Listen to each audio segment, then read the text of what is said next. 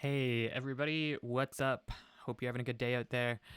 Dane here from Moving to Canada, and I'm recording this video today to tell you guys about the latest Express Entry draw results.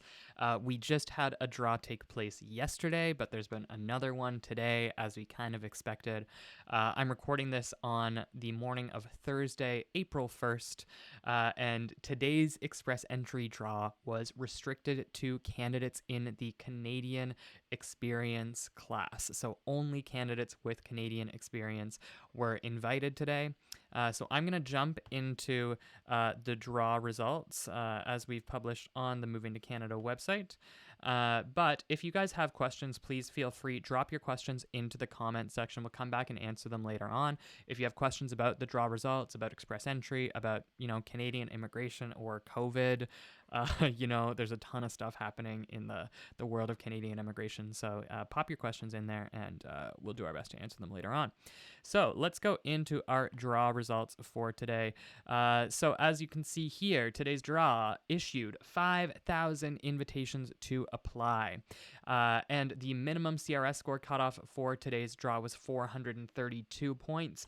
If you want to compare that to the last CEC specific draw, it was about 2 weeks ago, and the cutoff was 449 points. So it has dropped by 17 points. That's pretty substantial. And 5,000 invitations to apply is also a pretty substantial number. One of the challenging things that we're encountering with Express Entry the last month or two is that we've sort of shaken up all the norms. So if you remember back in February, we had this giant CEC draw. They actually invited every single CEC candidate in the pool. It was more than 27,000 invitations to apply that were issued, and within that, the CRS score cutoff plummeted to 75 points for those candidates. And here, I can actually pull up the latest draw results here so you can see what I'm talking about. It was this draw on February 13th.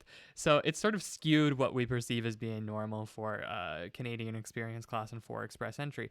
Because if it had been, this time last year, a score of 432 points, that cutoff that we saw today with 5,000 invitations, that would be nearly record setting.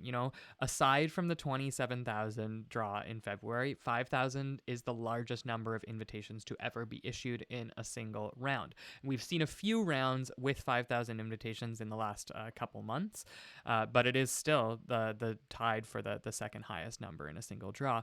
And 432 points, you don't see in this column very many draws where the CRS score cutoff is anywhere close to that. Even if I scroll back into the previous year, we saw one draw last year. This is in June of 2020, where it went below that, down to 431 points. So aside from that February massive draw, this is really,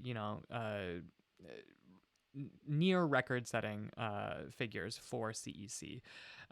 So we've also had a ton of people asking us, when are we going to get back to FSW draws? We do answer this in our results and analysis.